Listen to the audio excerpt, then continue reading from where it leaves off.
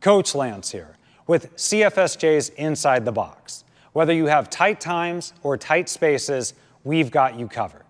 What you're about to follow along with is a 1-hour class shrunk into a 10-minute video. How do we do it? We create pause points, we write out equipment lists, and we give you substitution options to where there is zero thought on your part. So whether you have a hotel room, a hotel gym, or you're lucky enough to be outside, we're going to give you that great CFSJ feel when you're not at CFSJ. So let's take a look at the equipment list. Most of the times fairly minimal, and a lot of times you can substitute these things for things you have around your house, whether it be a water bottle or a filled up backpack. So let's go ahead and grab your phone, let's check out this equipment list, and let's get going.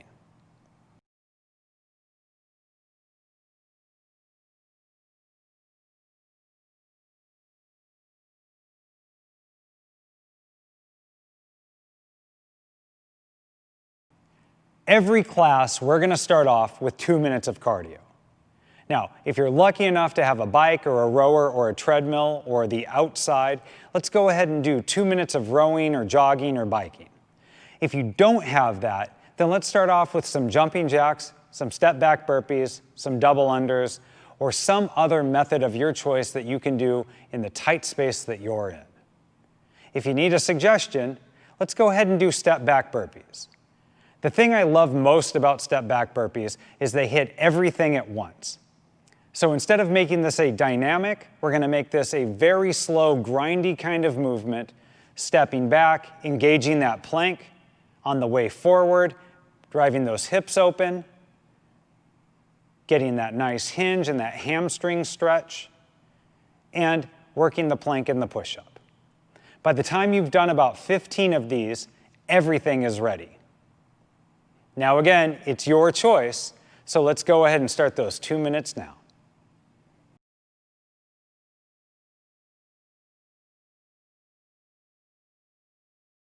With the cardio out of the way, let's go ahead and move on to our 4 main movements of our dynamic warm-up. We're looking for balance and activation. Starting with the knee up ankle rotation. Bringing the knee up to the hip under its own power. We're going to rotate the foot clockwise, then counterclockwise. While we're focusing on the ankle, this is really a quad, hamstring, and glute activity. Pull the belly button into the spine and look across the room for a little added stability. Give me 10. Next, we're going to start into a plank. We're going to pike back, similar to a down dog, pumping the feet for a piked calf stretch. Don't push too hard or stay too long in this. A brief movement to the point of stretch and a brief pause at each one is enough as we rotate back and forth for 10. Moving down, we're going to go into child's pose. Knees wide, feet together, hips on heels, stretching the arms out in front of you. You're going to pull your left arm out, drag the right arm across the body, and push all the weight into the hand. You should feel a nice stretch between the armpit and the hip. You're hanging here for a half a second before switching sides, total of 10. And lastly, we've got our Spider-Man with a double twist. Back into a plank position, driving right foot to right hand, dropping the elbow before turning the chest to the knee and away from the knee, before switching sides and repeating for a total of 10. Now, as always, if there's something that you use that gets you even more warmed up, go ahead and take your time and add that. If this doesn't get you quite to where you need it to be, go ahead and do an extra round of it. We've got time, and we'll see you at the next section.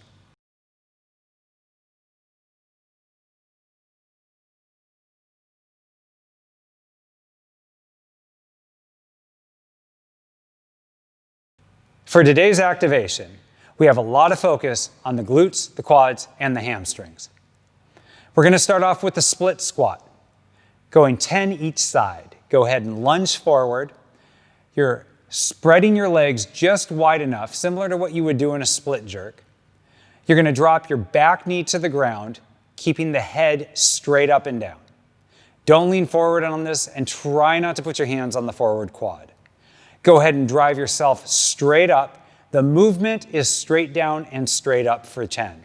If you feel a little bit wobbly, tighten those glutes, pull that belly button into the spine. Next, we're going to go down on our back for single leg glute bridge. Bring left foot to left butt, right leg stays locked. Go ahead and lift the hips to create a straight line between the knee, the hips, and the shoulder. The long leg should come along for the ride, but you'll know you're done when both knees are at the same position. Don't worry about actively lifting that leg, it's going to come along. We're going to go 10, but I'd like you to do 5 on the right before 5 on the left. And last, my favorite, probably yours, dead bugs. You're going to start on your back, lifting your chest ever so slightly to get your back flat against the ground. You're going to pull your belly button into the spine. From here, you're going to lift your knees over your hips, creating a 90-degree bend at the hips and the knees. You're going to start by initiating the push of the right leg, followed by an extension of the left hand. It's always going to be foot and hand in opposition. Coming back to that starting position of knees bent, hips bent, hands overhead. Go ahead and give me 10. Now, today's activity doesn't seem like a lot of work, so take your time on it. You could get your way through it really quick, but what would be the benefit in that? Slow the pace down, start to feel those muscles, and see if there's a muscle there that you didn't even know existed. Go ahead and give me 2 rounds of this, and we'll see you at the next section.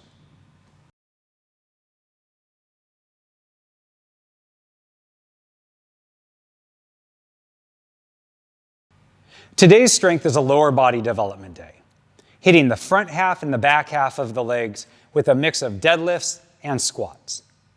Starting off with kettlebell Romanian deadlifts. You're going to start with the feet wide and the kettlebell placed between the feet. Knees ever so slightly bent as you drift the hips to the wall behind you. Keeping the shoulder blades together and the back active, you're going to lift that kettlebell up to the hips. As you bring it down, a very slight bend to the knee. That knee bend is actually going to stay the entire time, and you're never going to open your hips up all the way at the top. This is a really good practice for getting in position both for the clean and a kettlebell swing. You're going to give me 15. Next, we're going to go 8 to 10 split squats on each side. For an added bonus, if you can find something anywhere between 1 inch and 4 inches, you're going to elevate that front foot. Starting with the front foot elevated, you're going to drift the knee down to the ground and pull it straight back up. You're going to feel a little more burn in the front hamstring than you normally would on a split squat. You're going to go 10 each side before going back to the original kettlebell deadlifts. Now we've got 4 rounds of this and we've got 4 minutes to get it done. There's more than enough time, so take your time. Slow down on these movements, feel the activation, especially if we don't have a lot of weight to challenge us. Let's go ahead and set our 4-minute timer and begin.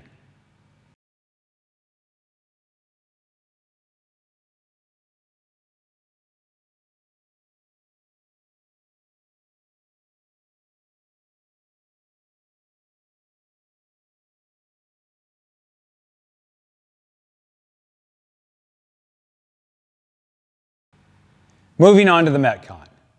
Today's WOD Twinkle Toes is a descending ladder of box jumps, V-ups, and back squats. There'll be some modifications for the box jumps and the back squats if you don't have access to equipment, but let's look at these movements. Starting with the V-up, laying prone, getting your body to a slight hollow, you'll notice Coach Devin slowly reaching up, equal speed on the torso and the legs, hands meet toes at the midpoint. Slow release back. Now you're going to be doing this for time, so it's okay to rush it a little bit as long as it doesn't get too sloppy. Next, we're going to go box jumps. Much like a kettlebell swing, feet are going to be wide, quick dip and drive. The same force that's going to get a barbell off your chest is the same thing that's going to get your butt on top of that box. Now, if you don't have access to a box, just continue those as vertical jumps and back squats. Now, a lot of us don't have access to a barbell, but the same tenets apply. You're making sure that your feet are wide, bar is placed high onto the shoulders, belly button tight to spine, deep breath, pulling yourself down actively. This is not a release down to the bottom. You should be able to drive out of that hole if you keep yourself tight the entire way down. Now, an appropriate modified movement for this would be a goblet squat or an odd object squat. If you can find something heavy that you can hug, you can find something that you can squat. Now, the intention of a workout like this is to push it when you have it and hold on to that pace. Every round, you end up losing 3 reps, 1 rep from each movement. The pro tip on this one is when you hit that 8 set, you are halfway done with the entire workout. So don't look at the number of rounds in front of you, think about the number of reps. By the time you get to 5, you should not have to stop the entire time. It's going to be a mental struggle between you and your mind, and you need to win. All right, let's go ahead and get a playlist set. Something motivational. Let's go ahead and set a timer, and we're going to begin in 3, 2, 1.